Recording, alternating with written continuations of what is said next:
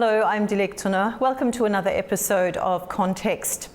As airstrikes between Iran and Israel have now entered its seventh day, there's no sign of de-escalation in sight.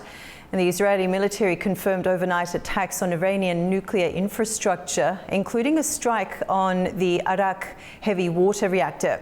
Iran, in response, has launched missiles deeper into Israeli territory, including one that struck a public hospital in the country's south. And in Washington, US President Donald Trump has refused to confirm whether the US would join any Israeli offensive, only saying nobody knows what I'm going to do. So what are the immediate risks of regional escalation, and how is international law being tested? And where does diplomacy even begin in a conflict that threatens to spiral far beyond the two nations? With us to unpack the evolving dynamics are former diplomat Gustavo de Aristegui from Rabat, Morocco, and political analyst Anna Evans from Lisbon, Portugal. A warm welcome to you both. Thanks for joining us. Thank you. Thank you.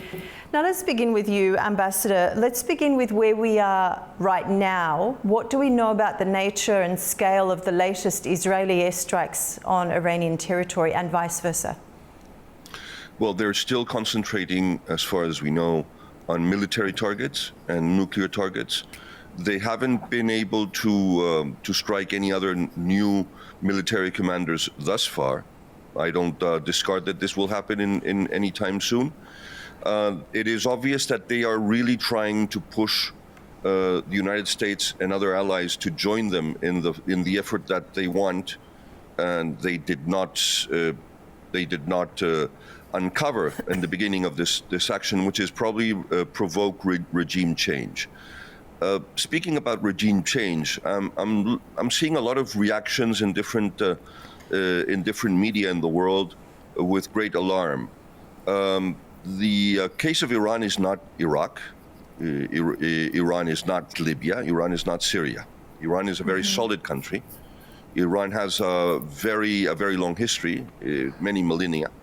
And the majority of the country is against the mullahs. It's against the regime. And even within the regime, there is a more moderate part that do not like the derivation of the policies of the regime that have led them this far. Right now, Iran is much weaker than it was a year and a half ago. Their Houthi allies, or would I say better said, proxy, has been severely hit by Israel and by the United States. Let's remember that there was this ironic comment of J.D. Vance, the Vice President of the United States, saying, "Why should we take care of the Houthis? Because they're only hurting European trade, because the majority of the ships that go through the Red Sea into the Suez Canal serve European trade." But in fact, it wasn't that. Obviously now we can see very clearly that they were preparing for this. Obviously, the fact that Hamas has been very seriously hit and that they have their own problems, their own fish to fry. And then, of course, a decapitated, weakened, and completely detested, I would say, by a large part of the Lebanese population, Hezbollah. My father was the Spanish ambassador to Lebanon, know the country very well. I've lived there, and I can tell you very clearly that not only the Christians or the Sunnis dislike Hezbollah. In fact, there was an inter-Shia war that lasted for about 2 years between 1986 and 1988. That was called the War of the Brothers, or the War of the Banners, or the Black Banners to be exact. And it was actually the testing of forces between Syria, backed by Amal, and Iran, backed by Hezbollah. Finally, Amal in Syria caved in, and in exchange for that obedience, something quite interesting happened. Ayatollah Khomeini, who was still alive then, 1988, issued a fatwa saying that the Alawites that are a heresy were actually Muslim Shias. That was the repayment for their pledging allegiance to the Iranians, and Amal folding to Hezbollah. All of this may sound historic, but it is absolutely coherent and necessary to understand the present. And then, of course, there is the big prize of the lottery. the Syrian regime of Bashar al-Assad fell, crumbled, imploded, and that was their most important weapon against Israel. That Israel could never really be tranquil or peaceful while they had a hostile enemy that was the best and most loyal ally of their worst enemy to their northeast. Right now, all of that has gone. And the Israelis, with a very cunning tactic of communication and of attacks, have been trying to lure the United States into the battle, because they not only need the firepower of the United States, basically the three striker groups that have joined the region from the Mediterranean and from the Arab Sea, the Arabian Sea, and the Persian Gulf, but because they need the GBU 57 30,000-pound bomb. And of course, not one is going to be necessary, useful to actually destroy the secret, buried, interred, super fortified secret installations of the Iranian regime, but many of those. So let's see what happens. I don't think that there's going to be a regional escalation. Okay. If there is a blockade of the Strait of Hormuz by mines or by speedboats, they will be sunk or they will be cleaned, and two striker groups of the United States Navy suffice more than enough. And okay. I don't even think that the Saudis or the Emiratis are going to get involved at all, as some people have wrongly said. I think that even if the United States, and let's hope it doesn't happen, even if the United States does intervene, this is not going to overflow. Okay, Anna, let's look at something more specific now. The Arak heavy water reactor and Kondab facility were reportedly targeted overnight. What's the strategic significance of these sites, and what are the risks of striking such sensitive locations? Well, it is very clear that the very immediate trigger and strategic aim for the war is to dismantle as much as possible Iranian capacity to develop its nuclear program up to the readiness point in terms of deploying nuclear weapons. Mm-hmm. So it makes much sense that Israel targets facilities around the country and tries to damage as much as possible any facility, any infrastructure that either directly or indirectly contributes to the capacity of nuclear military development. So I think that that's very, very clear. Now, the issue is that, as we know, attacks on nuclear facilities are against the Convention of Geneva and its annexes. And of course, this is a meaning that shows that Israel is not very concerned at this point with what international law might say with regard to the convention. And of course, we also know that the International Energy Atomic Agency has revealed immediately before Israel's attack that it considers that Iran has not been complying with any of the rules with regard to the International Energy Agency's mandate considering nuclear military development. So there was actually a very imminent statement before the deployment of these attacks. But of course, there are a lot of legal issues and legal questions about what can be done. You know, can this sort of strike be carried out? What are its legal implications? Is it feasible and legitimate for a state to do this kind of initiative, and under what timing and what kind of reasoning? So, you know, it is very clear that we have here a kind of a cleavage between what is a perspective of legitimate defense and attack, and what is allowed or permissible in terms of international law. But there is no doubt in my mind that Israel's strategy is to really hit, any platforms and infrastructures that either directly or as complementary industries will hit the nuclear capacity. And further than that, I completely agree with the ambassador that a fall of the regime is something that Israel cannot induce directly. I mean, that is really up to the Iranian population. Mm-hmm. We are talking about a country that has 80 million people, highly advanced middle class in terms of its technology skills and education. Mm-hmm. It's very highly educated people. And so this is not, a trigger that says now, goodbye Ayatollahs and that's it. That no way, So I think it is very clear that the strategy is really around the dismantling of this industrial military complex that targets, the nuclear capacity of the country.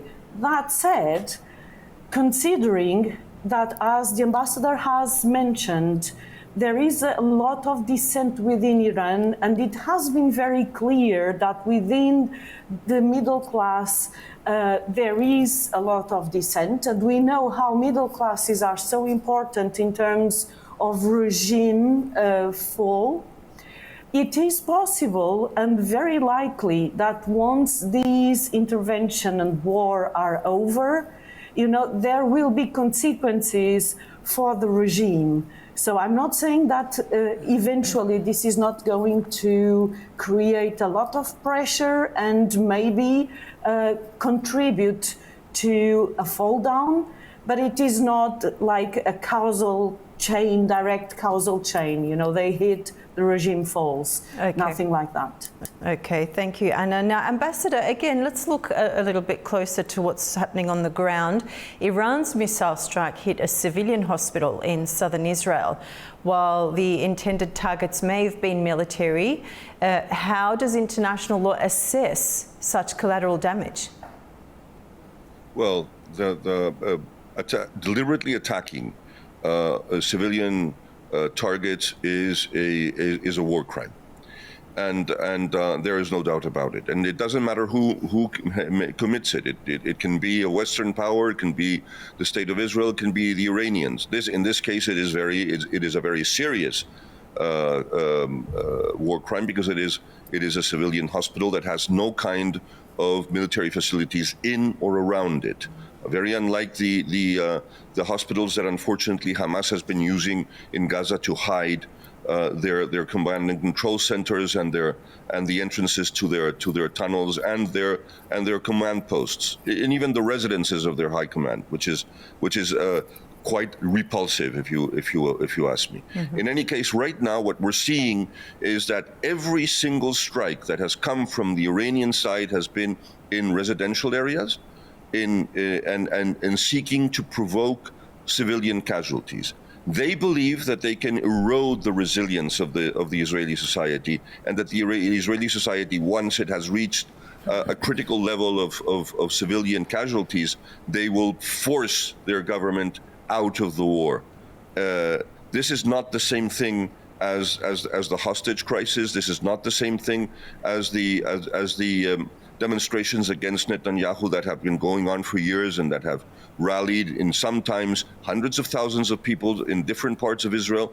And there are some demoscopic polls that show that there is a large proportion of the population that is against the prime minister and his present government. But Iran is a different ballgame. Completely different ballgame. There is not a single Israeli, no matter from left or from the right, that likes or dislikes Netanyahu in any such way, that does not realize, understand, and comprehend that the worst enemy on the face of this planet for the security and continuity and the mere existence of the State of Israel is the Islamic Republic of Iran. Therefore, no matter how much they bash, bomb, or pound civilian neighborhoods, or how many civilian casualties may occur, the resilience of the Israeli people is not going to bend. And one more thing, they are forgetting that Israel has been preparing for wars ever since its birth, and that their civil defense is one of the best in the world, that they have some of the best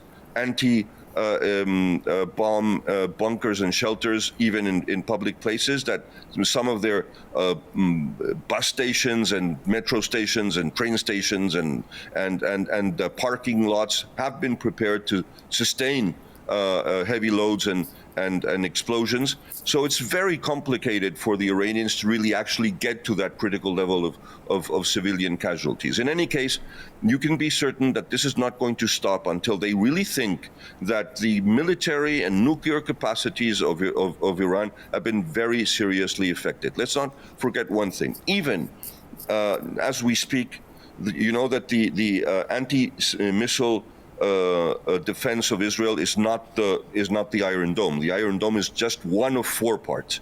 It is the closest one, the short range one. Then you have the David Sling. Then you have the Arrow 3 and 4, and then you have the American THAAD system, which is the most advanced for ballistic missiles. Right now, the Iranians started with 3,000 ballistic missiles. We don't know how much they might have less, maybe 2,000, because they've really been sending a lot of those into Israel.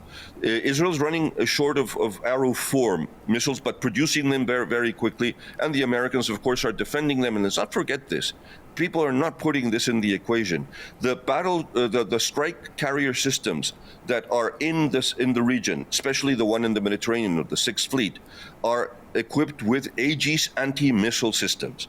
And those Aegis anti-missile systems are stopping the Iranian missiles from the Persian Gulf and from the Mediterranean. So no matter how short Israel may fall on Arrow 4 missiles, nothing really important is going to strike Israel as of now. Okay, Anna, let's move on to President Trump. He's made several cryptic comments, yet again, suggesting possible US involvement, but again, providing no clarity. What message does this ambiguity send to both Iran and Israel?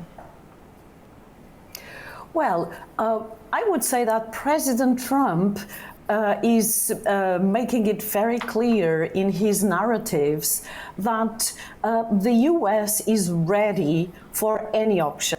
I think this is the correct strategic way to go about the matter. Because basically what President Trump is conveying through his narrative is, no matter what our decision is, we have fully prepared for every scenario. And that's an implicit ultimatum to Iran. So basically, President Trump is saying to Iran, look, if Israel needs, we are ready to go all the way and consider all options. And of course, it gives leverage implicitly to the Israeli intervention. And at the same time, it makes it very clear to the regional partners and to all interests that might be directly or indirectly involved, that the US will not hesitate if necessary. But it shows also very clearly that Trump's MAGA promises, make America great again, and by means of not getting troops on the ground anywhere, because that's not MAGA's line of thought. The US needs to be concerned with its interests. The US, for President Trump, is a peaceful country, does not want to be involved in wars, and the population has already paid a heavy price by involvement in previous Middle East wars. And so it looks very clear that there is no interest on the US side to really be actively involved, but there is readiness if that's necessary. Okay. And so I think it's very, very clear what the message is. And the ambassador yesterday said that very interesting quote that we need to take President Trump's statements seriously, albeit not literally. Not literally. And so this is the seriousness of the matter.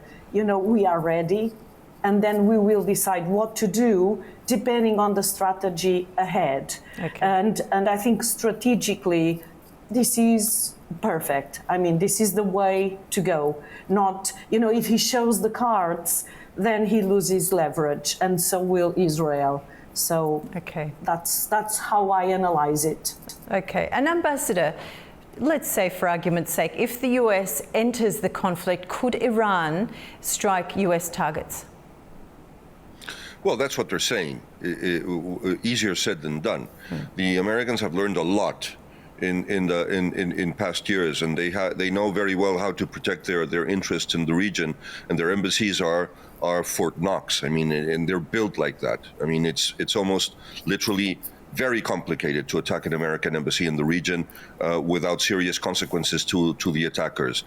There's one thing that I'd like to underline of what Anna has said, and I think very ably and very poignantly so. Poignantly. So, please. Mm-hmm. There is a civil war in the MAGA world right now, and we're seeing it on TV.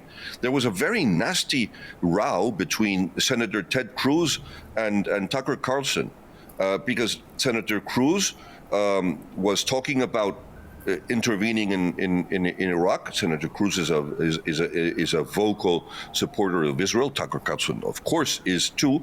But they have opposing views on how to operate geopolitically. Tucker Carlson doesn't want the United States to be involved. In that sense, he is aligned with Congresswoman Green, who has criticized, amazingly, any kind of strategy that would mean an implication of the United States in another foreign war. And Laura Loomis, a very extreme right-wing MAGA or close to MAGA activist, I think that she's even much more to the right than the MAGA movement, to be frank. Very dislikable person, if you ask me. I never say this on TV, but she is extremely tough and combative in the wrong sense of the word. Mm-hmm. And you're seeing that a lot of people don't understand the reality of the implication of the United States.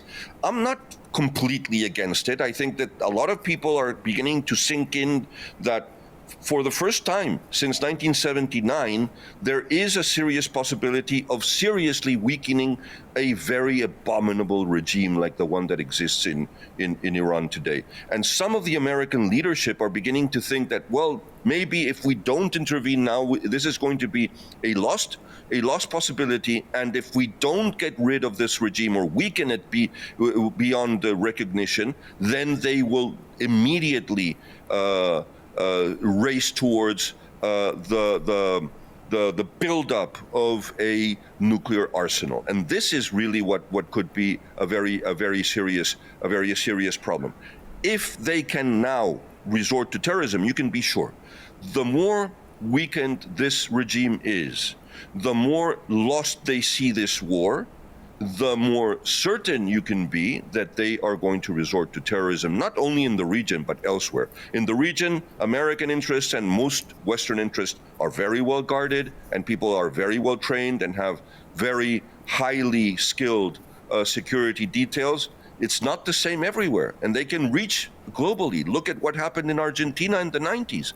They killed hundreds of people in an Israeli Jewish community center in Buenos Aires, and they attacked the embassy directly, provoking dozens of victims. So this is the real problem, I'm afraid. Mm-hmm. Okay.